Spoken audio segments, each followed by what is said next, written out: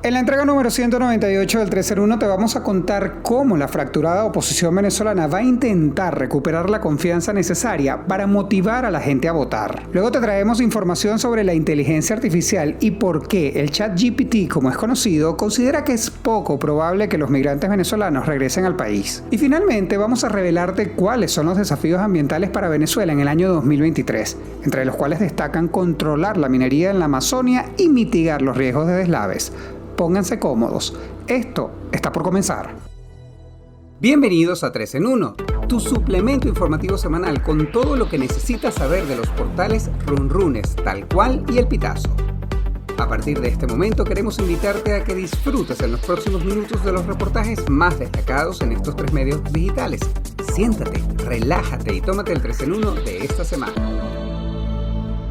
Desde este lado les saludo una vez más Luis David Miclén y para mí es un enorme placer darles la bienvenida al episodio número 198 del 3 en 1, tu suplemento informativo semanal. Un condensado de información que recoge lo mejor de los portales El Pitazo, runrun.es y Tal Cual.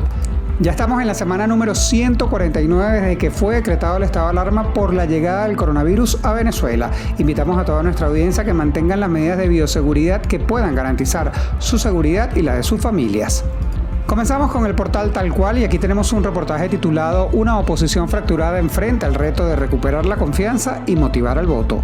La oposición venezolana comenzó este año con la disolución del gobierno interino de Juan Guaidó y el nombramiento de una nueva junta directiva de la Asamblea Nacional electa en el año 2015.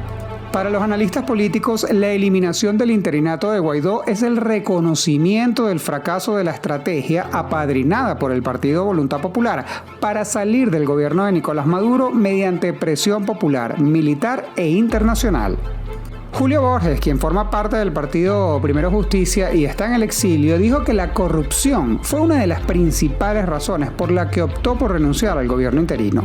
Escuchemos con atención sus declaraciones. Eso fue uno de los grandes errores de estos tiempos, que la oposición pasó a administrar empresas, juicios, activos, y eso desvió completamente a la oposición venezolana. En el caso particular, yo llevo años promoviendo la figura de crear un fideicomiso para separar a los partidos políticos del manejo de los activos y espero que lo podamos concretar de una vez por todas porque eso ha sido uno de los peores males hasta ahora, la partidización de esos activos, y es un reclamo que hemos hecho permanentemente, llevó a la desaparición del gobierno interino y ahora lo que toca es focalizarse en la salida de Maduro, que es lo más importante. Ahora la oposición se enfrenta al reto de organizar unas elecciones primarias para escoger al candidato que se va a enfrentar a Nicolás Maduro en los comicios presidenciales del año 2024.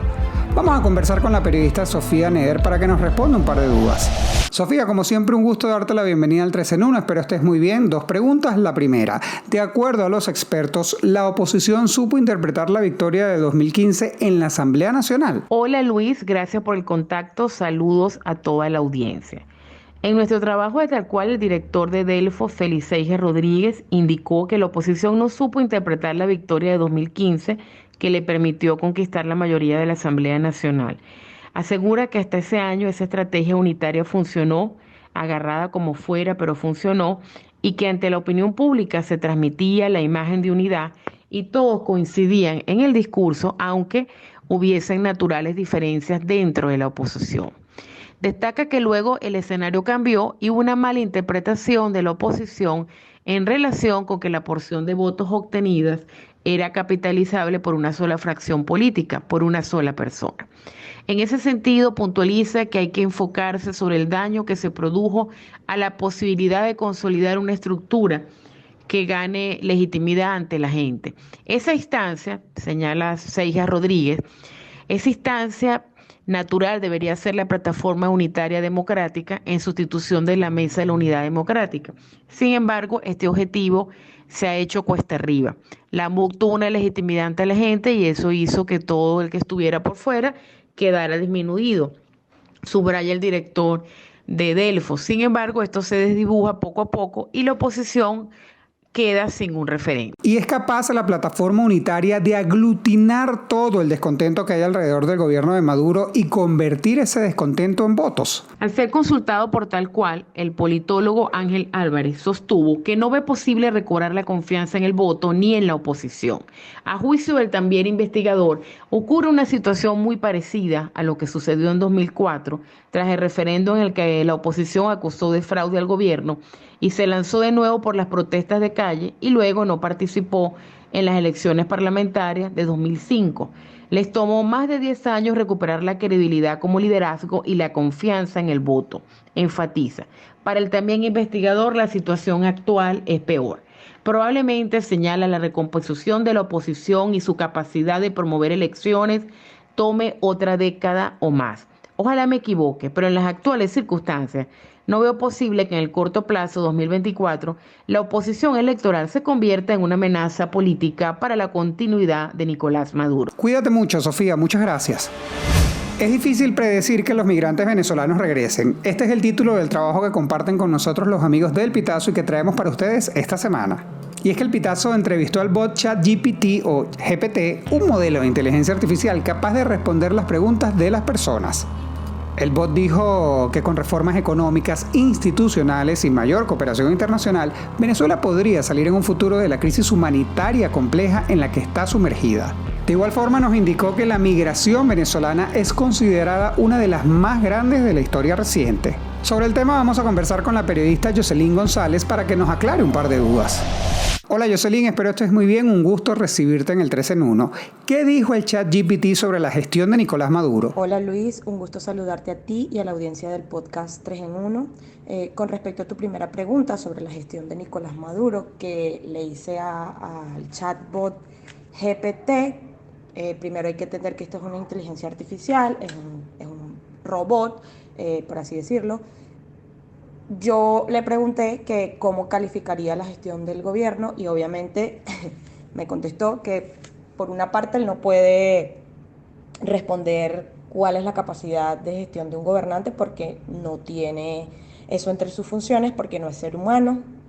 Entonces, pero sí dijo algo súper interesante que se le puede poner lupa, que es que para evaluar la gestión de un gobernante es importante considerar una variedad de factores como la economía de un país, la seguridad, las políticas internas y externas y los derechos humanos.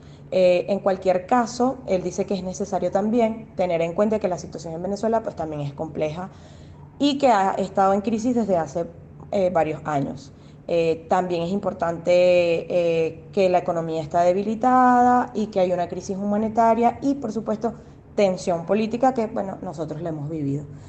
También incluye que la pandemia del COVID también exacerbó un poco toda esta situación. Y al ser consultado sobre la migración venezolana, ¿qué fue lo que dijo el bot? Y me dice que pues es difícil predecirlo con certeza, pero aporta varios factores que influyen en la decisión de los migrantes, y es que tiene que haber una mejora significativa en las condiciones económicas y políticas en Venezuela para que ellos decidan regresar.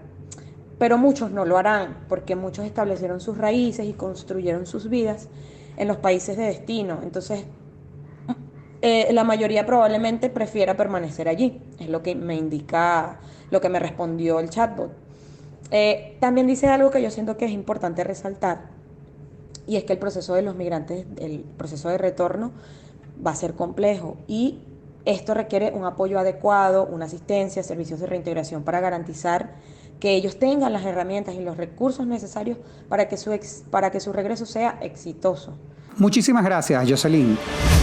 El turno de cierre de esta semana le pertenece a runrun.es, mejor conocido como Runrunes, y aquí tenemos un RR Plus que se titula Desafíos ambientales para Venezuela en el 2023, controlar la minería ilegal en la Amazonia y mitigar los riesgos de deslaves. En la pasada conferencia de las Naciones Unidas sobre el cambio climático, Nicolás Maduro prometió defender la Amazonia luego de transgredir las normas ecologistas al firmar un decreto en el año 2016 donde se colocaba el extractivismo del arco minero por encima del ambiente.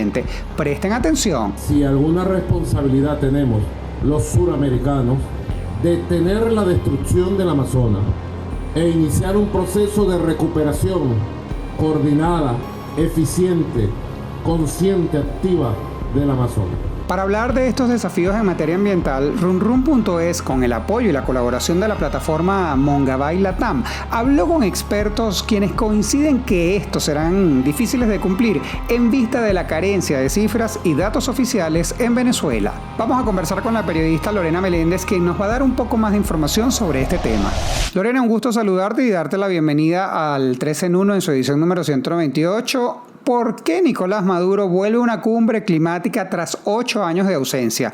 ¿Hay cierto interés en la materia ambiental o es solo una acción para legitimarse a nivel internacional? Maduro regresa a la COP, en este caso a la número 27 que se hizo en noviembre pasado en Egipto, con la intención de buscar fondos para combatir los efectos del cambio climático. Y esto lo hace no porque esté preocupado por los deslaves, inundaciones y todas las tragedias que las lluvias torrenciales de 2022 dejaron a su paso, sino porque en esta cumbre se aprobó una herramienta para financiar a los países pobres que sufren las consecuencias de los climas extremos. Maduro quiere hacer ver que hechos como los de las tejerías fueron causados porque hubo un aumento de las lluvias en la temporada pasada, pero no toma en cuenta que no tenemos en el país instrumentos o redes meteorológicas que prueben que efectivamente eso fue así. Tampoco menciona que las zonas que más padecieron del deslave fueron las que tenían viviendas al margen de los ríos, o que los ríos y sus cauces no se habían limpiado, o que los cerros que rodean al pueblo, en este caso a las tejerías, estaban completamente deforestados. Maduro además quiere que lo perciban como un defensor de la naturaleza, a pesar de que su gestión se ha encargado de fomentar la minería ilegal y de otorgar permisos para construir dentro de parques nacionales. Así que asistir a la COP27 fue parte de una estrategia de limpieza de reputación que además pretende, por medio de una comisión presidencial que se creó en diciembre de 2022, presentar proyectos ante uno de los fondos climáticos, que es el Fondo Verde del Clima. Este fue creado en 2016 con el Acuerdo de París, con el objetivo de financiar las iniciativas contra el cambio climático en los países de desarrollo. Y además, recordemos, está esta herramienta que se creó el año pasado, que también es para los países que están sufriendo las consecuencias de climas extremos. ¿Y cómo se puede mitigar el riesgo de deslaves en el país para que no vuelva a ocurrir algo como lo que sucedió en las tejerías y en todo caso está el gobierno de Nicolás Maduro en la capacidad de hacerlo? Para este tema nosotros consultamos al ingeniero e investigador del Instituto de Mecánica de Fluidos de la Universidad Central de Venezuela, José Luis López, quien recordó que el fortalecimiento de la red de mediciones hidrometeorológicas es fundamental. El cálculo que él tiene, de acuerdo con la información que hay en línea, es que en los últimos 15 años la operatividad de las estaciones que recopilan estos datos tan importantes se redujo 86%.